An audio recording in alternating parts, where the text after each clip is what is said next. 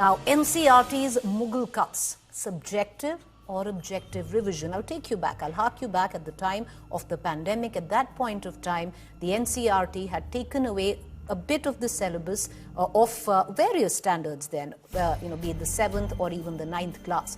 And they had made a lot of cuts where Mughal history was concerned. At that point of time, they had said that we are making these cuts because we need to reduce the syllabus of students because they would be able to study it during the times of COVID. This time around, they have deleted all references to Mughals and we are in no pandemic. The other question that we asked, should young minds be taught balanced history?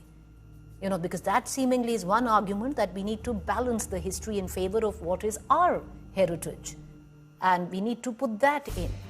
But should that be the aim of teaching history to young minds? And the last and final question we ask, will omitting chapters omit how history unfolded? And I would reckon, viewers, that is the biggest question. You can take Mughals out of textbooks where it comes down to students here of the 7th class, but can you actually take out Mughals and their role in India's history? I'm going to try and get 2 points of views on that. Dr. Ruchika Sharma, historian, academic, specializing in medieval Indian history, particularly Mughal history. She's written books on it. I also have Dr. Pranay Agarwal, who is an educationist. I want to cut across to Dr.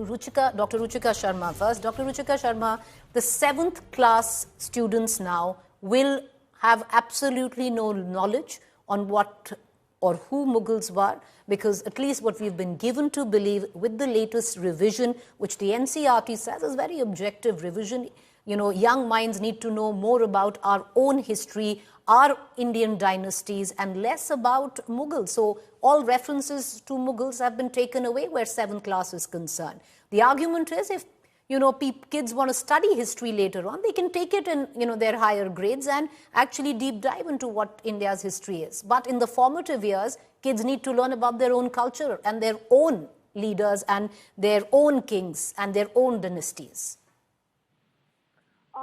Well, I think it's a very dishonest and ahistorical argument to make that somehow Mughals and Delhi Sultanates do not form the Indian culture. In fact, it's actually very imperative that the kids know about Mughals, especially because they have 300 years of history which is very close to us in time rather than to the history of the Cholas and Shungas who are in time farther away. Secondly, if you look at what we eat today, what we wear today, how we speak for most of North India, for example, is everything of that had genesis under the Mughal rule. So the language that we speak today, called Hindi Urdu, came from Zabani-Hindvi, which started during the Mughal rule. The clothes that we wear today, say for example the kurta, say for example the chudidar, right? These are very common clothes. The lehenga choli, all of this, when is it coming? It's coming under the Mughal rule, right? The food that we eat today, for example, this very common thing that a lot of Indian homes have, which is called as the do pyaza, which is where you first put pyaz in the tadka and then you put pyaz over it. That again comes with the Mughalite cuisine. Right? So you cannot say that the Mughals are not related to the Indian culture. And it's a very dishonest and unfair argument to make, considering most of the sites in India today that give the maximum amount of money to the Indian government with tourism are actually buildings which are built by the Mughals. Right? So Mughals have a huge role to play in our present, and therefore removing them from the past is absolutely unfair to the Mughal history, but more than that, unfair to the children who really need to know that where does a lot of their culture come from, where does the language that they speak, the clothes they wear, the food that they eat come from, right? The other important thing, it's actually very sad that usually the way the syllabus was divided was in class 6 you would have quote-unquote ancient India, in class 7 you would have quote-unquote medieval India, and in class 8 you would have quote-unquote modern India. Now, in class 7, you have retained medieval India, but you've actually taken out 600-700 years of medieval India out of that, which is the Delhi Sultan, right? For example, Alauddin Khalji's massive contribution in thwarting 7 Mongol invasions. Not one, not two. That man thwarted 7 Mongol invasions. Had he not done that, the entire trajectory of Indian history could have been completely changed. So removing that man from the 7th class textbook is actually very unfair to Indian history, right? So I think the corollary of the two is basically this idea that somehow they are foreign and therefore they don't need to be included is actually doing injustice to Indian history, because they are, at the end of the day, the Mughals and Delhi Sultans collectively put together 1,000 years of Indian history. You cannot remove 1,000 years of Indian history from class 7 textbooks. I would also like to mention, since, there is a lot of brouhaha made about Mughals and, only Mughals being deleted, only Delhi Sultans being deleted. There is plenty of other injustice happening in the class 7 textbooks as well. They've removed, they've described the Varnajati system as something that takes rigidity under the English and initially comes across only to give societal stability. Now, I think that erases the struggle of the Dalits, who have around 2,500 to 3,000 Dr. years Sharma, of history. allow me to come back to you. I want to introduce our other guests. Allow me to come back to you. And I want to bring in Dr. Pranay Agarwal. Because, what also Dr. Sharma just, touched on is it's not just Mughal history, viewers. There are chapters of protest in India that have been taken out. So I would think young kids would not even know what the Chipko movement was all about, because most chapters when it comes down to protest have also been removed along with Mughal history. So I want to go to Dr. Pranay Agarwal, who's actually of the opinion that it's a great thing. But Dr. Agarwal, away from the rhetoric of it all, that, we need to focus on Indian dynasties. Why did we over-amplify the Mughals in our culture? The fact, Dr. Agarwal, I'm sure you're an educationist and you know, is that the Mughals did play a huge role where medieval history is concerned. What one really fails to understand is how will children learn about medieval history? Because that is what the 7th standard was supposedly the subject of medieval history, where you're not even talking to them about the Mughals. Preeti, I'll begin with the observation, with the cliche that education makes a man. So whatever I am today in large measure is due to my education, and I think I speak for each one of us when I say that. Coming specifically to the, changes in the NCERT textbooks, I would say it is a very welcome development, but it is, the way I see it, it is too little too late. In fact, much more needs to be done. Our history textbooks, they are infamously distorted and partial, I would say. So, while it's a glad departure from the days of Prakash Javadekar, who in 2018 had said, I have not changed even a comma as the education minister. But I hope that this time these changes are taken to its logical conclusion. You see, there are many conspicuous omissions in our history textbooks particularly. So I hope the project of broadening and making Indian history more inclusive and, should I say, more complete is done till the end. For example, much of Indian history is Delhi-centric, right? So we are taught in great detail about even obscure Delhi-based dynasties like the Lodhis. But we know very little from our official, the history we are taught about the Vijayanagar Empire or the Satavahanas or the Ahoms of Assam, right? These very great dynasties, they are literally reduced to a footnote in our history textbooks. Similarly, you see, because of the Delhi emphasis, land-based invasions we know a lot about, but maritime history of India is, should I say, somewhat downplayed. And with our long coastline, our engagement with the rest of the world has been through, for example, with Southeast Asia, has been through the oceanic route, which is somewhat, I would say, ignored. So, and another thing is that I hope that these revisions are not reversed because of criticism from the left, which dominates Indian academic spaces and Indian civil society as well. Also, Preeti, now why these revisions were important? Firstly, to correct historical imbalances, I would say. So since independence, literally Indian history textbooks did not pay adequate attention to glorious indigenous dynasties, right? And that is what is now being rectified. So we are trying to restore the balance by giving due importance to India's own civilizational achievements.